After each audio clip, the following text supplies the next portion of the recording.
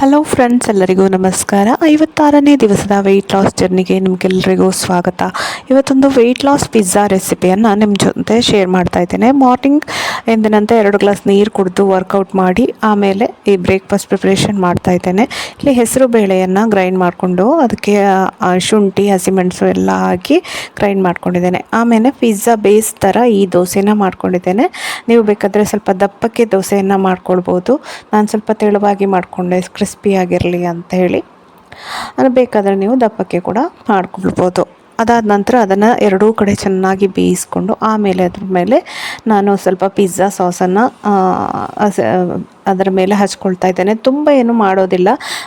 Natural ಈಗ ನೀವು ಹೊರಗಡೆ ಪಿಜ್ಜಾ ಅದರಲ್ಲೆಲ್ಲ ತುಂಬ ಈ ಥರ ನಾವು ಹಚ್ಚಿಕೊಳ್ತೇವಲ್ಲ, ಪಿಜ್ಜಾ ಸಾಸ್ ಎಲ್ಲ ಜಾಸ್ತಿ ಇರ್ತದೆ, ಬೇರೆ ಎಲ್ಲ ಮಯೋನೀಸ್ ಏನೇನೋ ಹಾಕಿರ್ತಾರೆ.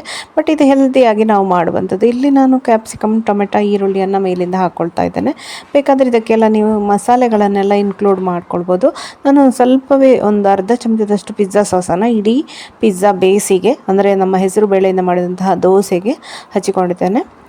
ಹಾಗೆ ಮೇಲಿಂದ ಸ್ವಲ್ಪ ಪನ್ನೀರನ್ನು ತುರಿದು ಹಾಕ್ಕೊಳ್ತಾ ಇದ್ದೇನೆ, ಅಥವಾ ಪುಡಿ ಮಾಡಿ ಹಾಕ್ಕೊಳ್ಬೋದು. ಅದೇ ರೀತಿ ಚೀಸನ್ನು ಹಾಕ್ಕೊಳ್ತೇನೆ. 1 ಕ್ಯೂಬಷ್ಟು ಚೀಸನ್ನು ಇದರ ಮೇಲೆ ತುರಿದು ಮಾಡ್ಕೊಳ್ತಾ ಇದ್ದೇನೆ. ಆರ್ಗ್ಯಾನೋ ಕೂಡ ಹಾಕ್ಕೊಂಡೆ. ಮತ್ತು ಬೇಕಾದರೆ ಚಿಲ್ಲಿ ಫ್ಲೇಕ್ಸ್, ನಿಮ್ಗೆ ಟೇಸ್ಟಿಗೆ ಸ್ವಲ್ಪ ಟೊಮೆಟೊ ಸಾಸ್ ಒಂಚೂರು ಎಲ್ಲ ಹಾಕ್ಕೊಳ್ಬೋದು. ಜಾಸ್ತಿ ಹಾಕ್ಕೊಳ್ಬೇಡಿ. ಜಾಸ್ತಿ ಹಾಕಿದ ಕೂಡಲೇ ಕ್ಯಾಲೋರಿ ಜಾಸ್ತಿ ಆಗ್ತದೆ. ನಿಮಗೀಗ 1 ಕ್ಯೂಬ್ ಚೀಸ್ ಅಂತ ಹೇಳಿದರೆ ಅದರಲ್ಲಿ ಒಂದು 115 ಕ್ಯಾಲೋರಿ, 120 ಕ್ಯಾಲೋರಿವರೆಗೆ ಇರ್ಬೋದು. ಕ್ಯೂಬು ಎಷ್ಟು ದೊಡ್ಡದಿದೆ ಅದರ ಮೇಲೆ ಡಿಪೆಂಡು. ಹಾಗೆ ಒಂದು ಪನ್ನೀರಲ್ಲಿ ಕೂಡ ನಿಮ್ಗೆ ಕ್ಯಾಲೋರೀಸ್ ಬರುತ್ತೆ. ಆದ ಕಾರಣ ನಾನೊಂದು ಸಣ್ಣ ತುಂಡು ಪನ್ನೀರನ್ನು ಇದನ್ನು ತುರಿದು ಹಾಕ್ಕೊಂಡದ್ದು. ಪನ್ನೀರಲ್ಲಿ ನಿಮ್ಗೊಂದು 5-10 ಗ್ರಾಮ್ ಪ್ರೋಟೀನ್ ಸಿಗ್ತದೆ. ಚೀಸಲ್ಲಿ ಕೂಡ ಒಂದು 5 ಗ್ರಾಮ್ ಪ್ರೋಟೀನ್ ಸಿಗ್ತದೆ. ಹೆಸರು ಬೇಳೆಯಲ್ಲಿ ನಿಮಗೊಂದು 10 ಗ್ರಾಮ್ ಪ್ರೋಟೀನ್ ಸಿಗ್ತದೆ. ಆದ ಕಾರಣ ಇದೊಂದು ಹೈ ಪ್ರೋಟೀನ್ ಪಿಜ್ಜಾ ಅಂತ ಹೇಳ್ಬೋದು. ಹೆಲ್ದಿ ಕೂಡ. ಹಾಗೆ ಮೇಲಿಂದ ಒಂದು ಸ್ವಲ್ಪ ಟೊಮೆಟೊ ಸಾಸ್ ಕೂಡ ಹಾಕ್ಕೊಂಡಿದ್ದೇನೆ. ಟೊಮೆಟೊ ಸಾಸ್ ಹಾಕೋದ್ರಿಂದ ತುಂಬ ಟೇಸ್ಟಿಯಾಗಿ ಬರ್ತದೆ. ಅದರಲ್ಲಿ ಕೂಡ ಕ್ಯಾಲೋರೀಸ್ ಇರ್ತದೆ. ಆದರೆ ನೀವು ಬ್ರೇಕ್ಫಾಸ್ಟಿಗೆ ಎಲ್ಲ ಒಂದು ಸ್ವಲ್ಪ ಟೊಮೆಟೊ ಸಾಸನ್ನು ತಿನ್ನೋದ್ರಿಂದ ಏನೂ ತೊಂದರೆ ಇಲ್ಲ. ಕ್ಯಾಲರಿ ಕೌಂಟ್ ಮಾಡಿಕೊಂಡು ಎಷ್ಟಾಗುತ್ತೆ ಅಂತ ನೋಡಿಕೊಂಡು ನೀವು ತಿನ್ಬೋದು.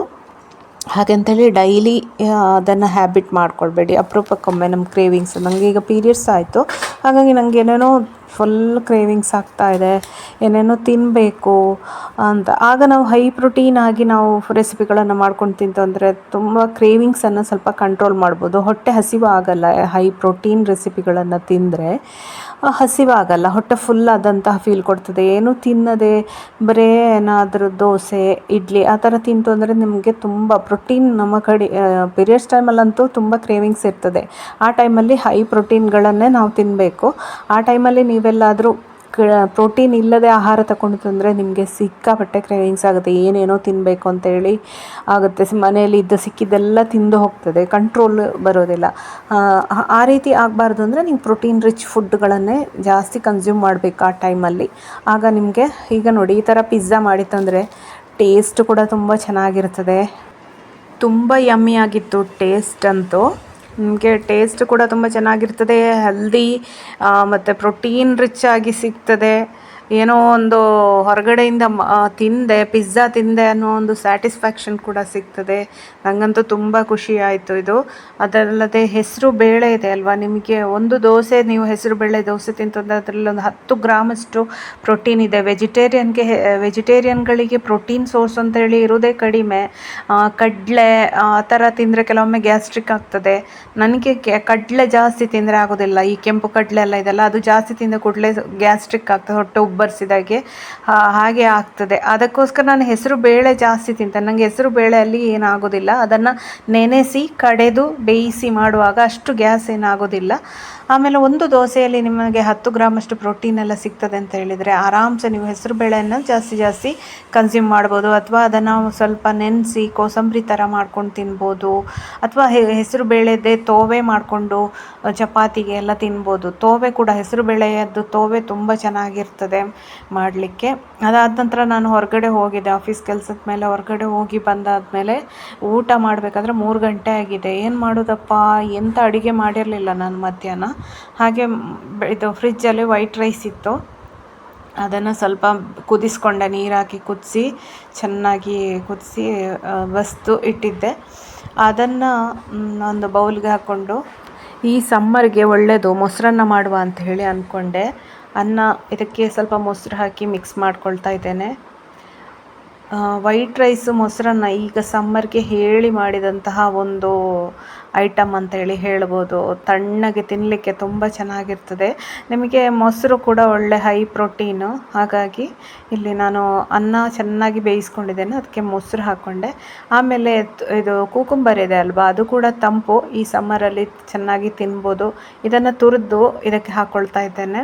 ನೀವು ಕ್ಯಾರೆಟ್ ಬೇಕಾದರೆ ಕ್ಯಾರೆಟ್ ಸೇರಿಸ್ಕೊಳ್ಬೋದು. ನನಗೆ ಆಗಲೇ ಆಲ್ರೆಡಿ ನಾನು ಬಂದು ಅಡುಗೆ ಇದು ಮಾಡಬೇಕಾದ್ರೆ 3 ಗಂಟೆ ಆಗಿದೆ, ಹಾಗಾಗಿ ಬೇರೆಲ್ಲ ತುರಿದುಕೊಂಡೆಲ್ಲ ಕೂತ್ಕೊಳ್ಳಿಲ್ಲ. ಜಸ್ಟ್ ಅನ್ನವನ್ನು ಕುದಿಸ್ಕೊಂಡೆ, ಅದಕ್ಕೆ ಸ್ವಲ್ಪ ಕುಕುಂಬರ್ ತುರಿದು ಹಾಕಿದೆ. ರುಚಿಗೆ ಎಷ್ಟು ಬೇಕು ಉಪ್ಪು ಹಾಕ್ಕೊಂಡು ಒಂದು ಒಗ್ಗರಣೆಗೆ ನೆಲಗಡಲೆ, ಸಾಸಿವೆ, ಉದ್ದಿನಬೇಳೆ, ಕರಿಬೇವು, ಮೆಣಸು ಎಲ್ಲ ಹಾಕಿ ಒಂದು ಒಗ್ಗರಣೆ ಮಾಡಿದ್ದೇನೆ. ಅದನ್ನು ಸೇರಿಸ್ಕೊಳ್ತಾ ಇದ್ದೇನೆ. ಮತ್ತು ದಾಳಿಂಬೆ ಒಂದಿತ್ತು, ಅರ್ಧ ದಾಳಿಂಬೆ ಫ್ರಿಜ್ಜಲ್ಲಿತ್ತು, ಅದನ್ನು ಕೂಡ ಬಿಡಿಸ್ಕೊಂಡು ಸೇರಿಸ್ಕೊಂಡೆ. ರುಚಿಯಾದ ಮೊಸರನ್ನ ರೆಡಿ ಆಯಿತು. ನಿಮಗೆ ಇಲ್ಲಿ ಪ್ರೋಟೀನ್ ಅಂತ ಹೇಳಿ ನೆಲಗಡಲೆಯಲ್ಲಿ ಕೂಡ ಪ್ರೋಟೀನ್ ಇರ್ತದೆ. ನಾನು ತುಪ್ಪದ ಒಗ್ಗರಣೆ ಹಾಕಿದ್ದು, 1 ಚಮಚ ತುಪ್ಪ ಹಾಕ್ಕೊಂಡಿದ್ದೇನೆ. ತುಪ್ಪದಲ್ಲಿ ಇವೆಲ್ಲವನ್ನು ಫ್ರೈ ಮಾಡಿ ಹಾಕ್ಕೊಂಡಿದ್ದು. ಮೊಸರನ್ನಕ್ಕೆ ತುಪ್ಪದ ಒಗ್ಗರಣೆ ಮಾಡಿದರೆ ಪರಿಮಳ ತುಂಬ ಚೆನ್ನಾಗಿರ್ತದೆ, ಅದಕ್ಕೋಸ್ಕರ ತುಪ್ಪದ ಒಗ್ಗರಣೆ ಮಾಡಿಕೊಂಡೆ.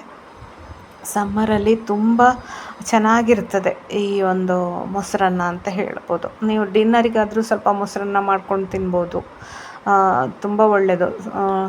ಸ್ವಲ್ಪ ಪ್ರಮಾಣದಲ್ಲಿ ತಿನ್ನಿ ರಾತ್ರಿ ತಿನ್ನೋದಾದರೆ, ಅಥವಾ ಮಧ್ಯಾಹ್ನ ಈ ರೀತಿ ಮೊಸರನ್ನ ಬೆಸ್ಟ್ ಅಂತ ಹೇಳ್ಬೋದು. ಬೇಕಾದರೆ ಇದಕ್ಕೆ ಇನ್ನೂ ನಿಮಗೆ ಹೈ ಪ್ರೋಟೀನ್ ಆಗಬೇಕು ಅಂದರೆ ಸ್ವಲ್ಪ ಪನ್ನೀರ್ ಕ್ಯೂಬ್ಸನ್ನು ರೋಸ್ಟ್ ಮಾಡಿಕೊಂಡು ಸೇರಿಸ್ಕೊಳ್ಬೋದು.